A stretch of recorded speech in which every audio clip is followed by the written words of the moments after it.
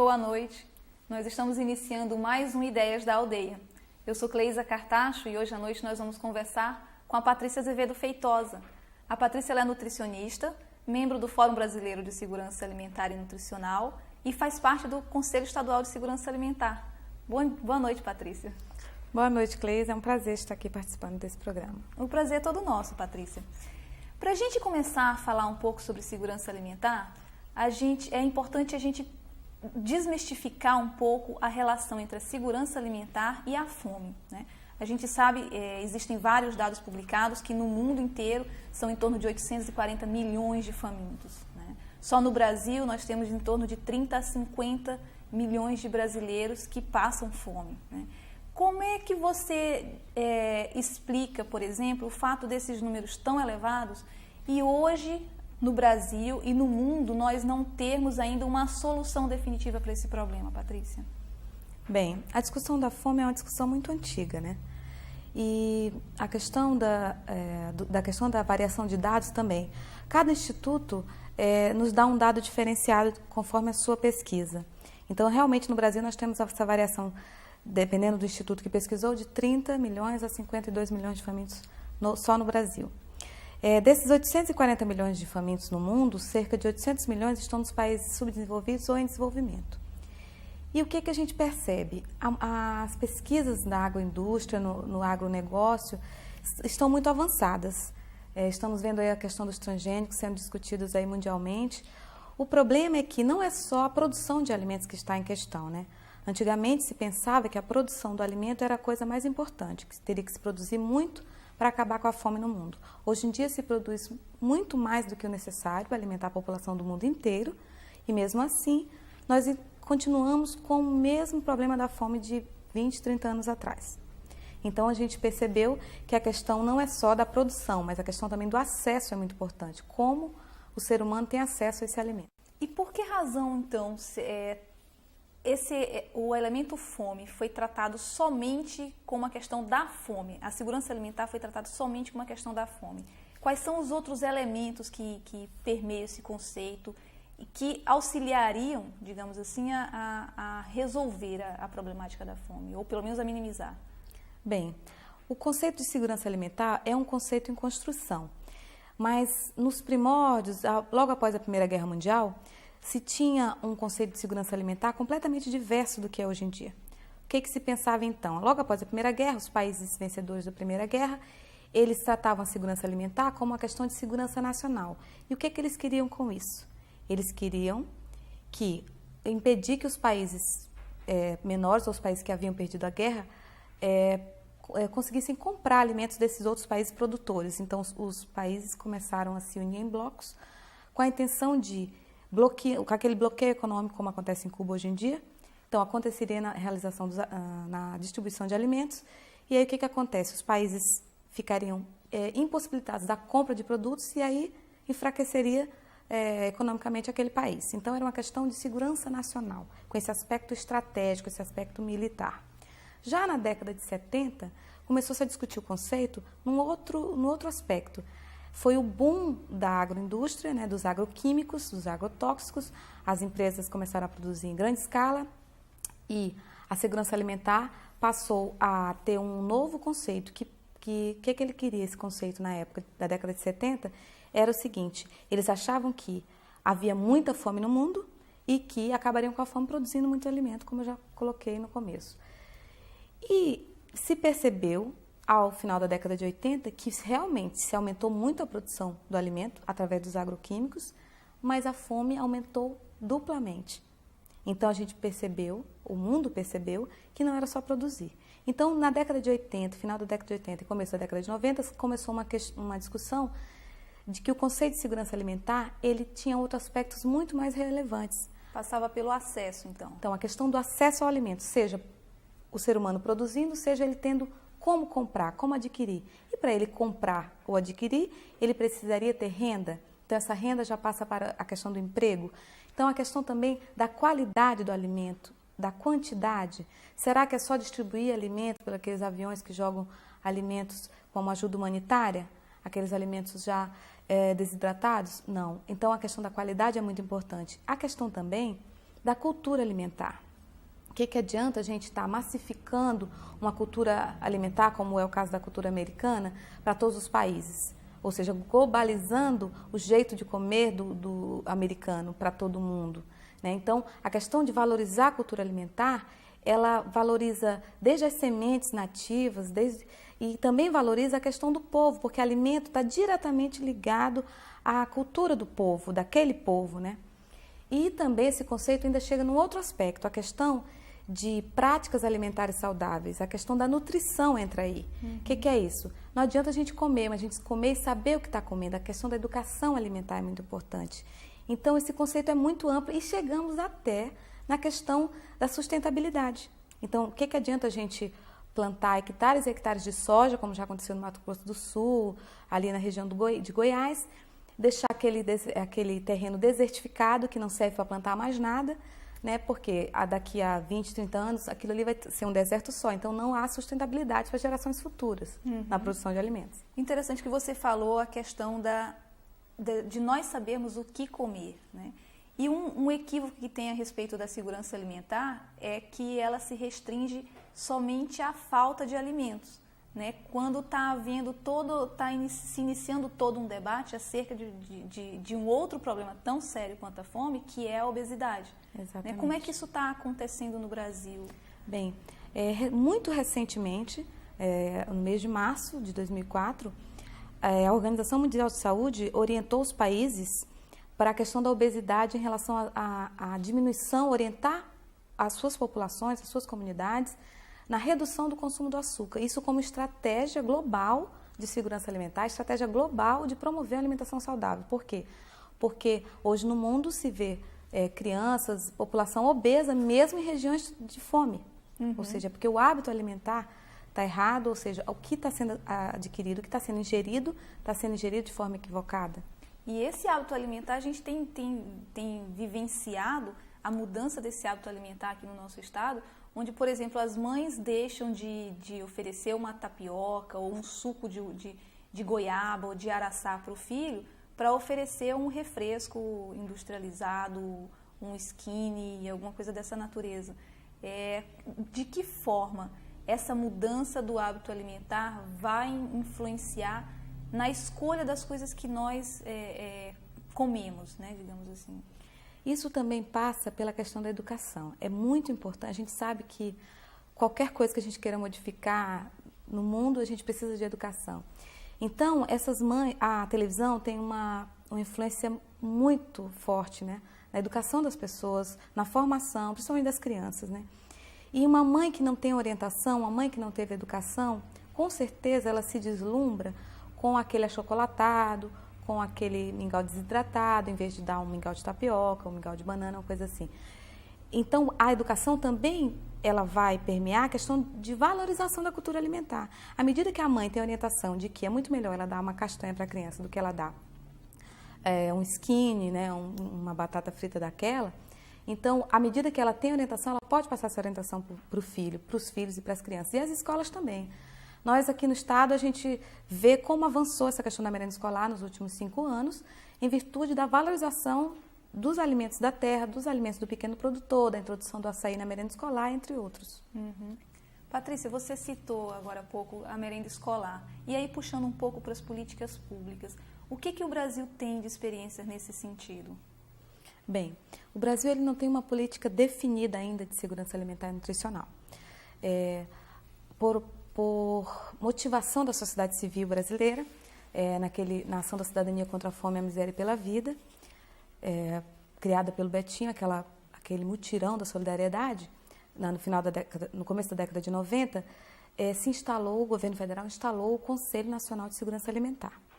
Então, foi uma motivação da sociedade civil. Nesse Conselho de Segurança Alimentar, a sociedade civil era a maioria. E ali se pretendia criar a Política Nacional de Segurança Alimentar. Então, em 94, se realizou a primeira Conferência Nacional de Segurança Alimentar, na época da presidência do presidente Itamar Franco. E logo quando ele saiu, já em 95, se extinguiu o Conselho Nacional. Com essa extinção, as políticas foram desfeitas, né? Essa política realmente não teve um rumo. E aí somente a sociedade civil de 94 para cá vem puxando essa discussão. A questão da merenda escolar, entre outras políticas, é uma política de segurança alimentar, porque o conceito é um conceito muito amplo, então qualquer política nacional de segurança alimentar e nutricional, ela deverá ser uma política intersetorial. Então, vai estar envolvida a questão da merenda escolar, mas está envolvida a questão da educação alimentar, a questão do meio ambiente, a questão da produção agrícola, a questão da geração de emprego e renda. Então, todos esses fatores, todos esses ministérios, essas secretarias de Estado, elas têm que trabalhar intersetorialmente, ou seja, não precisa se criar um Ministério da Segurança Alimentar. Então, eu acho que até essa mudança agora no começo do ano, do Ministério Extraordinário de Segurança Alimentar para um Ministério de Desenvolvimento Social, Desenvolvimento Humano, é muito mais prudente, eu acho, num governo popular como o do Lula. Então, de 94 para cá, o governo federal simplesmente não fez nada. Então, com a entrada desse novo governo federal, houve uma retomada, uma reinstalação do Conselho Nacional de Segurança Alimentar, com grande maioria de componentes da sociedade civil, e o governo federal compunha com vários ministérios, inclusive da Fazenda e Planejamento. E aí, esse novo CONSEA puxou as conferências municipais e estaduais de segurança alimentar nos municípios e estados para culminar na Conferência Nacional. Então, o Acre realizou sua conferência estadual no finalzinho de janeiro, onde nós discutimos a questão da participação social nas políticas públicas, nós discutimos a questão das políticas para a agricultura familiar e agroextrativismo, discutimos o direito humano à alimentação, e aí fomos para a Conferência Nacional já embasados com a discussão local feita, onde apresentamos cerca de 120 propostas para a Conferência Nacional, das quais muitas foram contempladas. Você falou que em um dos eixos, o direito humano à alimentação. Você acha que esse direito humano à alimentação é conhecido pelas pessoas que são alvo do problema, que sofrem o problema? Segundo a Constituição Federal, né, todos temos direito à alimentação. Mas no mundo inteiro tem se pautado essa discussão do direito humano à alimentação. Como essa discussão tem se enriquecido nos últimos 4 ou 5 anos? Porque as pessoas em geral, os que comem e os que não comem, elas não têm noção desse direito, que é um direito garantido pela Constituição. Então é preciso que isso se reforce nas escolas, nas discussões sindicais, na comunidade. Então, em todos os tipos de associação, essa discussão tem que estar em pauta, a questão do direito, da garantia do direito humano à alimentação. Então, a questão que a gente, passando pela educação, a educação passa a ser um elemento de segurança alimentar também, né? Com certeza. Como é que a educação se insere nesse contexto? Bem, há uma proposta, inclusive saída da Conferência Nacional, de que a questão da segurança alimentar seja mais um tema transversal que permeie as disciplinas na educação fundamental. Então, isso é uma proposta que, inclusive, que abrange não só o ensino fundamental, mas até a graduação, terceiro grau, porque como é um conceito novo, no formato que ele é hoje em dia, o mundo inteiro está fazendo essa discussão. Então, é necessário que o Brasil, como sendo um país que inclusive sustentou essa construção desse conceito, ele introduza nos currículos escolares essa discussão.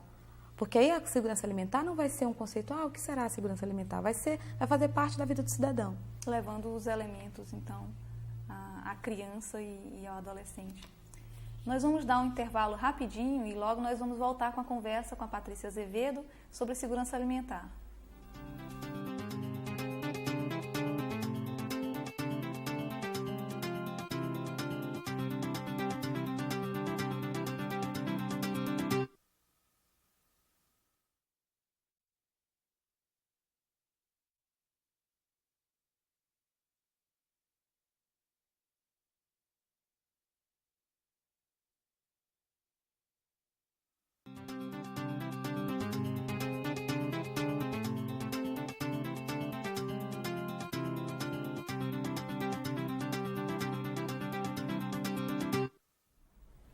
Nós estamos de volta com Ideias da Aldeia, conversando com a nutricionista Patrícia Feitosa.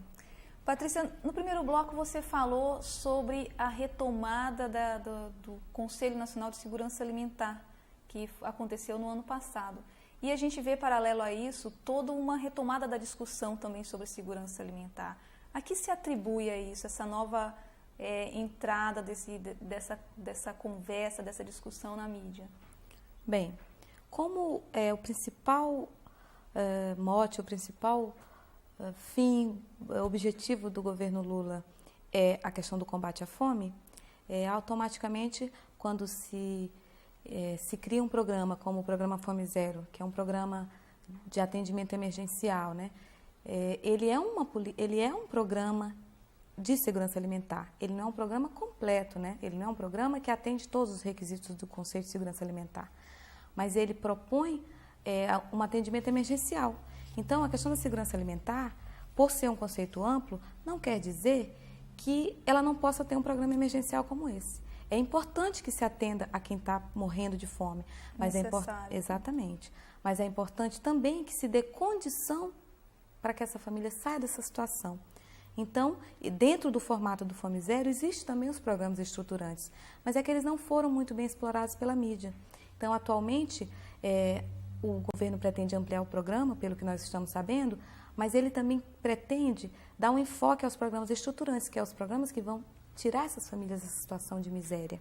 E qual seria, então, o papel do Conselho Nacional de Segurança Alimentar, Patrícia, na definição dessas políticas públicas para o governo federal? Bem, o Conselho Nacional de Segurança Alimentar, ele tem na sua composição 3/4 da sociedade civil, ou seja, a sociedade civil é a grande maioria nesse conselho, então ela tem uma voz forte.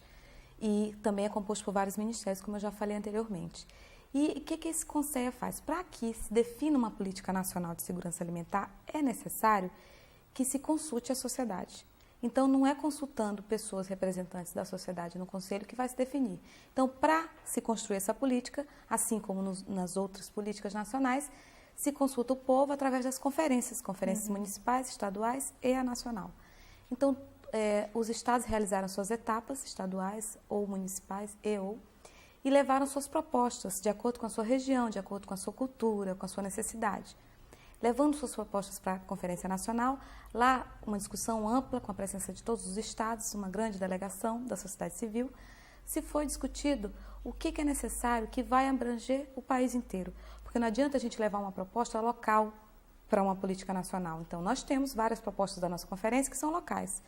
Então, vão compor um plano de estado, um plano de governo, um plano de município. Mas nessa Conferência Nacional, a partir de todos os eixos temáticos que foram discutidos, porque além dos 3 que nós discutimos aqui no Acre, lá foram discutidos outros 13, cerca de 16 eixos temáticos, desde o direito humano à alimentação, passando pela questão do abastecimento, multirões, coletas, questão da educação alimentar e nutricional, questão dos transgênicos, da soberania nacional, da cultura alimentar. E também um dos eixos foi a questão da institucionalização das políticas de segurança alimentar. O que foi discutido aí? Qual será o papel desses conselhos que estão se instalando no país inteiro? Então, o Conselho Nacional, ele tinha um caráter consultivo. O governo federal, ele não era ligado a nenhum ministério especificamente, ele é ligado diretamente à presidência da República e ele servia para a presidência como um consultor, ou seja, qualquer política relativa à fome, relativa à alimentação, passava pelo Conselho, como uma forma da presidência estar garantindo uma participação, ouvindo a sociedade. E aí, na Conferência Nacional, tirou-se todas as propostas abrangentes e vai se estabelecer uma política. Então, o Conselho encerrou o seu mandato de primeiro ano agora em março. Com essa conferência vai se estabelecer um novo mandato, com novos componentes a serem definidos pelo governo federal, mas se garantiu que a presidência do Conselho será da sociedade civil, do Conselho Nacional, e também com uma maioria de componentes da sociedade civil. Você falou da Conferência Estadual de Segurança Alimentar. Como é que isso que está organizada a nossa sociedade com relação à segurança alimentar? Foi instalado o conselho? Como é que isso está organizado no Acre? Bem, nós aproveitamos a realização da nossa conferência no final de janeiro e instalamos o nosso Conselho Estadual. Então, esse Conselho, ele também não tem um vínculo com nenhuma secretaria exclusiva. Mas como no estado do Acre nós temos uma Secretaria de Desenvolvimento Humano e Inclusão Social, que é uma secretaria abrangente, né, que vincula, ou seja, que trabalha a intersetorialidade entre as diversas secretarias, o Conselho vai ter um vínculo com essa secretaria visando a intersetorialidade. Nós instalamos o Conselho na nossa conferência estadual, vislumbrando a participação maior da sociedade civil, assim como nacional, Então, nós temos também 2/3 da sociedade civil compondo o nosso conselho, são 12 membros titulares e 12 membros suplentes, sendo 8 titulares da sociedade civil e 8 suplentes e 4 de governo. Durante a conferência, uma proposta que foi aprovada na plenária é que a Assembleia Legislativa tivesse uma vaga. Então, como essa proposta foi aprovada na conferência, no plenário, pela sociedade, então o nosso conselho vai ter um diferencial. Eu acho que no Brasil só existe mais um conselho com composição de Câmara ou de Assembleias Legislativas. Então, o nosso conselho tem uma vaga para a ALEAC. Uhum. Você falou com relação à instalação do conselho, e eu lembrei que já existiram algumas tentativas de implantação de um Conselho Estadual de Segurança Alimentar. Como é que tem acontecido isso? Eu lembro, inclusive, de iniciativas que aconteceram por parte da sociedade civil com apoio do governo do Estado, se eu não me engano, em 99. Exatamente. Em 99, nós realizamos um seminário de segurança alimentar e nutricional, que foi uma realização conjunta da Pastoral da Criança com o Gabinete Civil do governador, e foi um momento muito rico de discussão, com a presença do Dom Mauro Morelli, a presença da senadora Marina Silva, inclusive falando sobre os transgênicos na época, em 99. E em 2000 também houve a iniciativa, se não me engano, da FETAG, que também realizou um seminário sobre segurança alimentar. Em 99, a gente já queria a instalação do Conselho Estadual, mas como a nível federal a desarticulação estava muito grande, nós não conseguimos focalizar e instalar o nosso Conselho. Então, a partir desse momento, a discussão não parou. Então, a gente percebeu que várias iniciativas têm sido feitas, porque a segurança alimentar é muito ampla. Então, seja o COEP trabalhando, as entidades que combatem a fome, que está instalado no nosso estado, a Pastoral da Criança, com seu atendimento às crianças de 0 a 6 anos, na questão nutricional, que é muito importante, e outras iniciativas também dos movimentos populares, das associações de bairros, que a gente tem percebido que já essa discussão já permeia essas iniciativas. Se a gente lembrar que o nosso programa está sendo transmitido às 22 cidades do nosso estado, como é que você considera a participação desses municípios na composição desse Conselho Estadual? Bem, na conferência nós tivemos a felicidade de contar com 20 municípios dos nossos 22 representados, e a maioria dos que vieram dos municípios eram da sociedade civil. E isso foi muito importante, eu acho, para a nossa conferência, porque nós tivemos discussão desde a questão indígena, a questão do próprio programa Fome Zero, dos comitês gestores instalados nos municípios, então a questão de cada realidade municipal. Na composição do nosso conselho, uma das entidades que compõe o conselho estadual, ela é uma entidade que a representatividade dela, apesar de ser estadual, a pessoa que entrou no conselho é uma pessoa do Juruá. E também na eleição para os delegados da Conferência Nacional, nós tivemos a participação de delegados de Acrelândia, do Bujari e, se não me engano, de Feijó. Uhum. E como é que está se dando essa organização nos municípios? Estão sendo criados conselhos municipais também? Havia um propósito do governo estadual de não criar mais um conselho por criar, né? A intenção era criar um conselho realmente que tivesse um trabalho, né? Porque a gente sabe que tem N conselhos, a gente sabe da importância desses conselhos, mas a gente percebe que as próprias instituições não dão devida importância e indicam, às vezes, qualquer pessoa para representar nos vários conselhos que a gente tem aqui no nosso estado e no nosso país.